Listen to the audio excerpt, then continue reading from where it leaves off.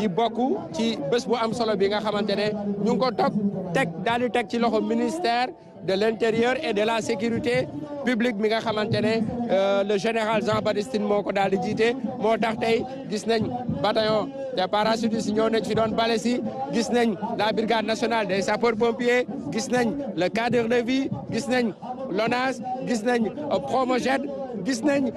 les agents municipaux gis nañ la Croix-Rouge internationale les AIC ak yeneen initiative yu am solo yoo xamante ne ñoom ñëpp teew nañ ngir vraiment accueillir le président gunge ko si bés bi nga xamante ne en réalité suñu bopp lañ koy defal parce que tey le président il est là comme un chef d'orchestre mais tey lépp li nga xamante ne moo ci war askan wi ñoo ko war a gunge ci loolu. waaw parce que ñun ñoo dëkk ci gox yi ñun suñu doom yi di génn di foo ci mbedd bi ñun ñooy romb ci mbedd yi ñun ñooy dem ci jàkk yi Ibrahima Ndong ñun ñooy dem tamit ci marché yi ñun ñooy dem ci place publique yi donc buñ ko defaluñ ko kenn ku dul suñu bopp tey jii ku fi yëkkati rato wala nga yëkkati fi bale sa bopp nga ko defal avant nga koy defal ku nekk parce que amul kenn koo xam ne ni mën nga des ci sa biir kër rek te fekk doo génn donc ñoo ngi fréquenter lieu public yooyu donc yoon la ñu daal di koy defar njiitu réew mi comme ni nga ko waxee di saafonte ba tey ak ñi nga xam ne ni ñoo ko teeru fiiree ci buntu préfecture bu Guédiawaye ñuy fàttali ni ren thème bi mooy setal suñuy gox mooy yokk suñu kaaraange waaw donc yokk kaaraange nag defe naa dafa am solo te comme ni nga ko wax setal moom propreté moom ay enjeu am dafa bëri donc loolu lu am solo la moo ngi noonu di nuyu ñi nga xam ne ni ñoo di waa Guédiawaye nga xam ne ni génn nañ bu baax vraiment pour teertu ki nga xam ne ni mooy njiitu réew mi di président de la République son excellence Bassirou Diomaye Diakhar Faye donc mu teew fii ci bés bile tamit ngir rek wane rek moom tamit importance bi nga xam ne ni jox na ko bés bi waaw ndaxte bu fekkee ni moom mooy wàcc ñëwal boppam munoon na yónnee waaye bu teewee rek day wane tamit importance bi nga xam ne ni jox na ko initiative citoyenne bi de Ibrahima Ndong. Effectivement, Oumou Kalsoum, c'est comme disait l'autre, on peut gouverner de loin mais on administre mieux que de près. Aujourd'hui, il est heureux de constater que le président est venu himself. Et voilà, le premier coup de balai du président Bassirou Diomaye Diakhar Faye qui participe à cette journée très symbolique pour donner le ton, mais aussi montrer aux Sénégalais que la propreté, c'est avant tout une règle à respecter au quotidien. Et aujourd'hui, il est heureux de voir que le premier des Sénégalais est sur le terrain pour participer avec tout le monde. Participer à cette initiative nationale qu'on perpétue et actuellement on est à la 9e édition dans l'un des départements les plus peuplés du Sénégal avec 350 000 habitants selon le dernier recensement de 2024. Et aujourd'hui, il est heureux de voir que les populations ne se font pas prier pour venir accueillir le président Bassirou Diomaye Diakhar Faye qui aujourd'hui est en train de donner le ton avec l'ensemble de sa délégation. Voilà, comme ni nga ko gisee noonu njiitu réew mi yor baleem rek di bale moom tamit di wane ni comme niñ koy fàttalee boobu ba tey ni setal moom affaire u ñëpp la waaw ñëpp ci muy góor gi muy jigéen muy ndaw muy xale ñëpp la ndaxte dafa rek nekk loo xam ne ni ngir suñu wér-gu-yaram la ngir suñu kaaraange la ngir tamit ñu gën ñu naw la ngir tamit gan boo xam ne ni jóge na bitim réew bu yegsee fii kat gën ñu naw de defe naa loolu tamit dafa bokk ci li ñuy wax koom-koomu réew luy dundal koom-koomu réew d'accord comme ni nga ko waxee sànq bokk na tamit ci nit ñuy nattee donc mu nekk rek lu am solo loo xam ne ni saa su ne war nañ ci bàyyi xel looloo tax moom bi mu jëlee réew mi ba tey weer bu nekk rek moom ci boppam mooy génn dem ci c'est une tradition que le président est en train de perpétuer. Et vous l'avez dit, la propreté est un baromètre aujourd'hui qui encourage l'ensemble des personnes qui visitent le Sénégal. Et là, je voudrais vraiment parler du secteur touristique, Oumou, qui est la deuxième mamelle de l'économie sénégalaise derrière la pêche, qui, on le sait, le tourisme, en tout cas, regorge au minimum entre 150 et 200 000 emplois directs ou indirects. Et aujourd'hui, la propreté est un baromètre qui peut contribuer à renforcer ce secteur touristique pour accueillir le maximum de visiteurs sénégalais qui va tout simplement participer à renforcer le développement économique de notre pays.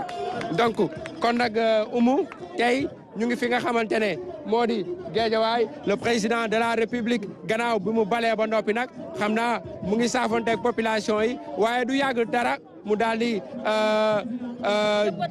jëmbat garab nag lu am solo la waaw lu am solo la jëmbat garab moom dafa bokk ci loo xam ne nii comme ni mu koy defee noonu dafa bokk ci loo xam ne nii ci suñu wér-gi-yaram sax li nga xam ne ni moo di garab yi parce que à chaque fois bu ñuy wax changement climatique yi ñoo ngi wax ni c'est parce que jëmbat garab dafa manqué Ibrahima nag ma bàyyi la gëwéel waaw gis ngeen nag président de la République jëmbat na garab bi ba noppi Oumou Kalsoum mu ngi sànni ay pelle comme ni mu ko defee woon ci bés bu njëkk ba fële ci diwaan bu tedd ba di Touba kon nag le président de la République mu ngi à l'œuvre ngir di wane ne tey jii même ci plan wu urbanisme bu Sénégal li nga xamante ne moo di jëmbat garab def ci bokk muy loo xamante ne dañ ko war a encourager et aujourd'hui il est heureux de constater que le président de la République est dans cette dynamique une dynamique à encourager mais aussi fexe ba ñëpp ñi nga xamante ne dañuy tabax seeni kër ci plan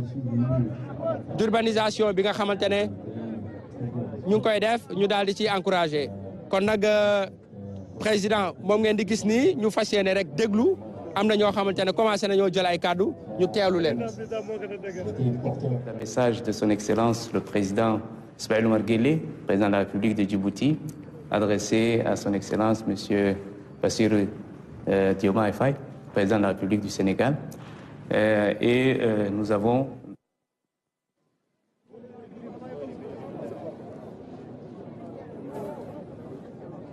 waaw kon nag gis ngeen loolu mu mel ni son excellence am na ay gan yoo xamante ne ñëw nañ fi ngir gunge ko ci bés bu am solo bi ndaw président Djibouti moom ngeen dégg sànq muy wone mbégteem ci bés bi nga xamante ne président de la République mu ngi koy amal fii ci département bu Guédiawaye wax na leen ko c'est l'un des départements yoo xamante ne macha allah ci wàllu population 350 000 habitants depuis 2002 lañ ko def département bu Guédiawaye kon nag ñu teewlu discours yi.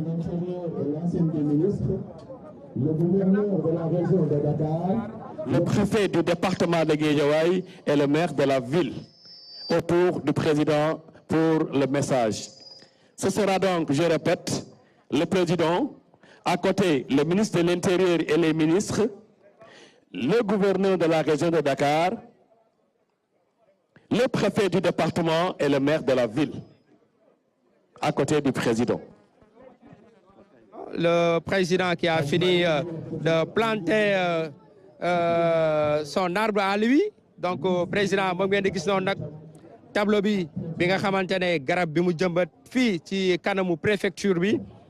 moom def na ko ba noppi ba tax na nag muy joxe un message fort à l'endroit de toute la population sénégalaise li nag di firndeel ne Oumou Kalsoum dafa nekk un message fort parce que jëmbat garab dafa nekk lu am solo ci li nga xamante ne moo di cadre de vie moo di dëkkuwaay parce que gis nañ ne garab fu mu bëri rek souvent day créer ce qu'on appelle un microclimat léeg-léeg bu tàngee surtout ci jamono joo xamante ne ñu ngi wax ci changement climatique donc ñu teewlu président de la République message bi muy joxe.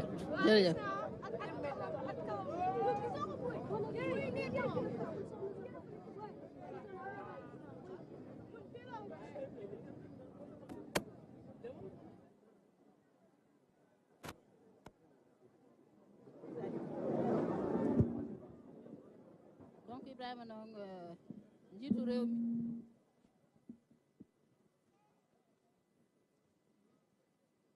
salaamaaleykum waa Guédiawaye maa ngi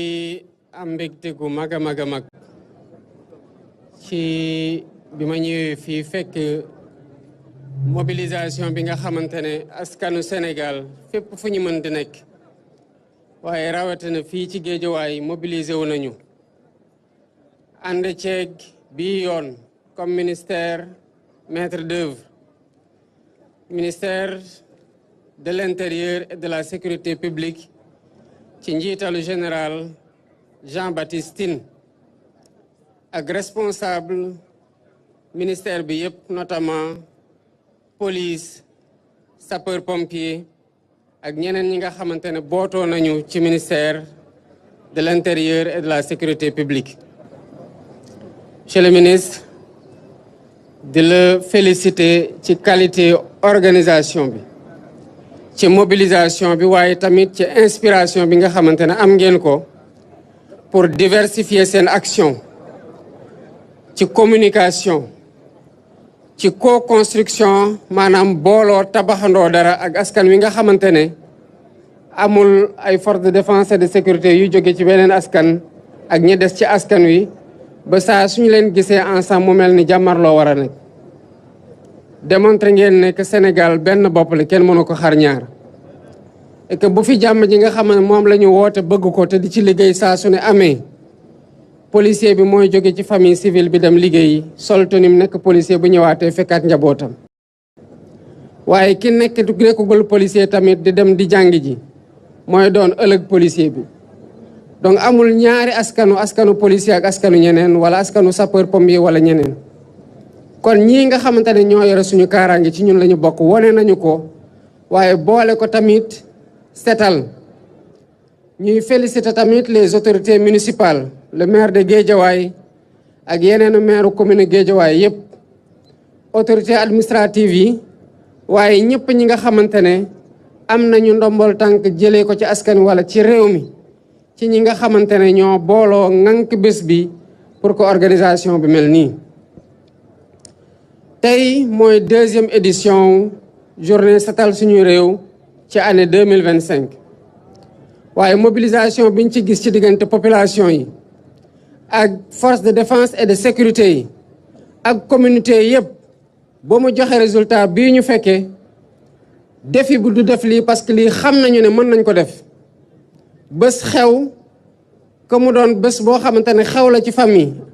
dëkkandoo yi ñëw jàppale raxas bale setal loolu yàgg nañ ko def gàmmu jot ñu mobiliser wu taalibe yi dem ci kër sëriñ yi wala foo xamante ne foofu la ñuy defee gàmmu gi defar yàgg nañ ko def ASC yàgg nañ ko def communauté yëpp yàgg nañ ko def défi bu ñu am ci suñu jamono mooy naka lañ koy wéyalee ndax ñun sénégalais suñu problème mooy commencer attitude boo xamante ne xam nañu lu positif la maanaam lu baax la lu ñu war a wéyal la ñu def ko ab diir rek bàyyi ko te saa yuñ ko bàyyee mu dabaat ñu ci kanam mu mel ne dañuy nekk ci éternel recommencement suñu génération défi mooy tàmm di setal pour ñii nga xamante ne ñooy tuut tànk yi di màgg di gis ñuy setal bu yàggee du ñu xam salte kon ñoom dootuñu saltel sax bay am bu ñu di leen mobiliser pour ñuy setal te loolu mooy défi yu bés yi kon maa ngi ciy woo bépp Sénégalais ak fépp fu mu mënti nekk quel que soit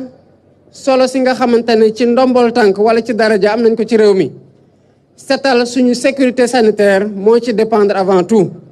loolu moo tax ñu war ci jàpp te saa yu leen ciy woo du pour ñun waaye da ngeen ñu fal jiite ñu am responsabilité wane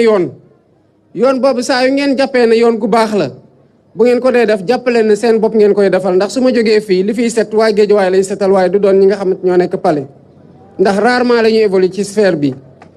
kon noonu la ko sénégalais yëpp war a jàppee ak fépp fu ñu mënti nekk kon ci prochaine journée bi concept setal suñu réew dina jëlaat beneen dimension ñu ngi toog di observer benn pause boo xam ne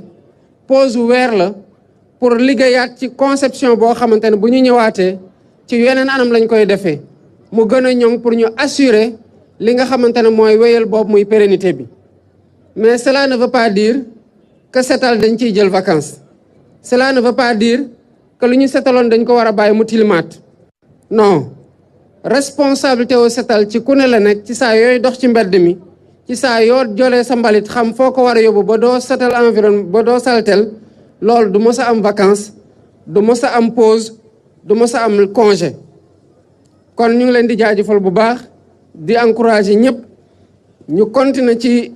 dynamique bii nga xamante ne depuis bu ñu ñëwee ba tey enclenché nañu ko te ku nekk boo koy def jàppal ne sa diggante la sa bopp d'abord parce que c'est une question individuelle sa diggante ak sa environnement la sa diggante ak sa communauté bi nga bokkal dëkkuwaay ji la waaye sa diggante la aussi ak sa réew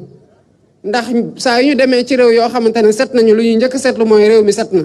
te bu réew mi setee waa réew mi ñoo ko setal ku dem ci réew tamit mu salte boo demee da nga wax ne réew mi dafa salte te kon day mel ni waa réew mi ñoo koy saltel finalement sax doo ne waa réew mi ñoo koy saltel waaye da ngeen wax ne waa réew mi ñoo salte te loolu woy la woo bu xamante ne war nañ ko moytu te bañ ko ñu am ko ay gan yoo xamante ne dañ fiy ñëw mën a ñibbee ak seede googu nga xamante ne rafetul ci deru Sénégal. Monsieur le ministre, je voudrais vous féliciter pour le leadership que vous avez démontré dans la coordination de cette deuxième édition de la journée Setal Sunu Réew de l'année 2025. Félicitez vos collaborateurs, au rang desquels l'inspecteur général de la police, Mame Seydou Ndour, mais aussi le général Mamadou Ndoye de la Brigade nationale des sapeurs-pompiers et l'ensemble des responsables de services qui évoluent sous votre autorité et qui ont fait l'objet et qui ont fait montre d'une solidarité dans le cadre de la coordination des actions qui ont été déroulées avec cette deuxième journée sous la tutelle ou la maîtrise d'œuvre du ministère de l'Intérieur. J'ai noté que vous avez fait preuve d'inspiration en diversifiant les actions qui ont été déroulées. Et je voudrais vous encourager à perpétuer cette dynamique qui réconcilie les forces de défense et de sécurité avec les populations qu'elles sont censées protéger. Et la police est en train de faire un remarquable travail dans ce sens, ainsi que la Brigade nationale des sapeurs-pompiers et l'ensemble de vos services. Il est important que nous nous rappelions qu'il n'y a pas les forces de défense et de sécurité d'un côté et les populations de l'autre. Les forces de défense et de sécurité proviennent des familles. Et parmi ces familles, il y a des enfants qui vont grandir et qui seront plus tard incorporés dans les services des forces de défense et de sécurité. Donc, il n'y a pas de segmentation ni de différence, encore moins d'antagonisme à noter ou à entretenir entre les forces de défense et de sécurité et les populations. Je le répète, elles sont censées protéger les populations, sécuriser les populations. Et elles le feront d'autant plus mieux que lorsque ces populations-là vont coopérer dans le cadre des actions que ces forces de défense et de sécurité déroulent sur le terrain au quotidien. Je voudrais tous les féliciter, policiers, sapeurs-pompiers, gendarmes, bref, l'ensemble des forces de défense et de sécurité qui au quotidien se déploient pour notre sécurité et pour nous protéger. Je voudrais aussi féliciter les autorités administratives locales pour leur coopération parfaite dans le cadre des journées Setal Sunu Réew. Elles ne cessent de se déployer, quel que soit le ministère qui a la maîtrise d'œuvre de la journée. Et nous avons remarqué une parfaite coopération et un leadership particulier de leur part pour le succès des journées que nous notons tous les mois. Je voudrais aussi saluer et me réjouir de l'adhésion des maires, particulièrement ici où je suis aujourd'hui à Guédiawaye, le maire de ville Ahmed Aïdara, et les autres maires des autres collectivités territoriales, qui ont mis un point d'honneur dans la salubrité et la propreté de leur commune, et cela se remarque notamment à travers ces journées Setal Sunu Réew, où on voit leur engagement plein, personnel, mais aussi dans la mobilisation des communautés. Le défi que nous avons tous en tant que peuple, ce n'est pas de nettoyer de façon ponctuelle. Le défi que nous avons, c'est de pérenniser l'initiative. Nous avons toujours nettoyé à différentes occasions, quel que soit le manteau sous lequel on l'a fait. Mais le défi, c'est de nous dire que nous sommes la génération qui doit perpétuer de nettoyer et salir moins, afin que grandisse une autre génération qui ne connaîtra pas la saleté telle que nous sommes en train de le constater dans nos villes. Et cette génération-là n'aura pas à être mobilisée de cette même façon pour nettoyer parce qu'elle n'aura pas déjà sali son environnement. Et la propreté de notre environnement inspire notre santé. Notre santé dépend de la propreté de notre environnement. Et de la propriété de notre environnement et de la santé individuelle dépend la santé collective, mais aussi la respectabilité et le témoignage sur l'hygiène de notre population quand surtout nous recevons des hôtes qui viennent d'autres localités et qui arrivent dans les nôtres ou qui viennent d'autres pays et qui arrivent dans les nôtres. Donc je voudrais demander aux Sénégalais, où qu'ils soient aujourd'hui, de continuer à garder cette dynamique citoyenne et d'engagement au service de la communauté et de notre pays. Le prochain mois, la journée Setal Suñu Réew ne se déroulera pas dans les mêmes formes. Nous sommes en train de discuter et de réfléchir à redéfinir le format, mais dans l'unique but d'être beaucoup plus efficace sur le terrain, beaucoup plus efficient, mais surtout d'assurer la pérennité. Cela ne veut pas dire pour autant que rendre propre, nettoyer, éviter de salir autant que faire se peut, doit être en congé, en vacances ou en pause. Le même état d'esprit qui nous a fait sortir aujourd'hui et depuis même toute la semaine pour que nous nettoyions nos rues doit être un esprit quotidien et doit être définitivement ancré dans notre ADN collectif et individuel. Je vous remercie et vous dis encore une fois toute la satisfaction que j'ai et la fierté que j'ai d'être le président de ce peuple. Merci beaucoup. Voilà kon nag Oumou Kalsoum dégg nga message bi nga xamante ne le président de la République Bassirou Diomaye Diakhar Faye daal dina koy livrer muy message bu am solo boo xamante ne dafa daal di dellu si ci ay poñ yu bëri ci poñ yooyu nag Oumou bokk na défi bi nga xamante ne mooy aju ci wàllu maanaam fexe ba di continuer gestes yi nga xamante ne ñu ngi koy def saa su nekk muy loo xamante ne nag lu am solo la. waaw defe naa moom président de la république comme ni mu ko waxee déjà wax na ni lu ñu war a saxal la comme ni nga ko waxee mu bañ a nekk rek loo xam ne ni dañ koy def occasionnellement waaye mu nekk yoo xam ne ni ci suñuy habitude lay bokk ndaxte setal nag chaque jour rek saa yu ñu xëyee ci lañ war a njëkk a xëy balaa ngaa mën a defi leneen sax nag faw nga am li nga xam ne ni mooy set te defe naa président de la république aussi félicité na bu baax ñi nga xam ne ni mooy ministère de l'intérieur xam nga ñoom lañu dénkoon mbir yi wax na ci lu am solo ndax nee na ñi nga xam ne ni mooy force de l'ordre yi dégg nga ñoom du ñu deux camps ñoom ak askan bi benn camp lañu parce que ñoom ci njaboot yi la ñu gën a jóge nee na tey initiative yu ni mel day gën a réconcilier ñi nga xam ne ni moo di force de l'ordre yooyu ak ñi nga xam ne ni ñoo di askan bi day gën a andi tamit proximité day gën a andi jegewoo day gën a tax aussi ñoom ñi nga xam ne ni ñoo di askan bi ñu gën a comprendre ñii ni seen i mission lan la waaw parce que bu dul lool rek peut-être mën nañ jàppee ni toujours ni ñun ñaar daal bokkuñu ay ka te ñoom ci njaboot yi la ñuy jóge donc félicité na leen bu baax ne ci ni nga xam ne ni noonu la ñu taxawoo li nga xam ne ni moo di journée bi. effectivement Oumou loolu nag mooy li ñu naan le concept armée nation concept armée nation boobu tey moom la ñu daal di dëggal président de la république gis nga ko mu ngi wéy di saafonteeg askan wi gannaaw ba mu joxe message am ba noppi mu ngi daal di wéy nag ngir daal di jël otoom dellu nag fi nga xamante ne moo di palais de la république gannaaw ba nga xamante ne tey liñ ko doon xaaree def na ko waaye nag daal di nay dellu si sur la nécessité de gën a réadapter li nga xamante ne moo di initiative bi setal suñu gox xam naa nag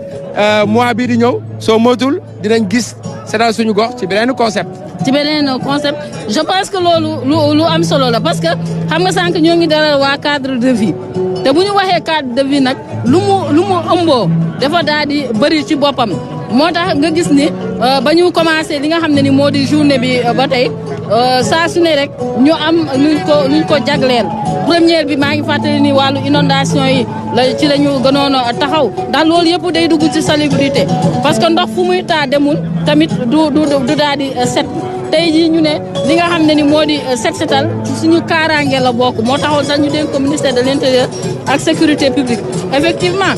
bu fekkee ni ñoo ngi wax kaaraange wér-gu-yaram def ci daal di dugg te ku setul munoo am li nga xam ne ni moo di wér-gu-yaram donc ñuy xaar rek toujours rek ñu ciy andi ay nouveauté ci wàll bi loolee lépp nag c'est juste pour gën a ci xiir ñi nga xam ne ni ñoo di askan wi gën leen a xamal ni bés bi bu yegsee balaa sax ñi nga xam ne ni ñoo di autorités yi di ci communiquer nit ku nekk di nga bàyyi xel ni di nga ko boole ci sa programme bi samedi de c'est vrai que dama ko daan def chaque jour mais samedi nag journée bu exceptionnelle la bu njëkk bi lu ma munti woon jàpp au moins dinaa jël même bu dee benn 1 heure benn 2 heures de temps ma boole ko ci ngir daal di mën a setal di nga xam ne ni moo di sama bopp. effectivement Oumou ni nga ko waxee noonu la amee et que il est heureux de constater que tey président dellu si na si parce que nee na waratuñu xaar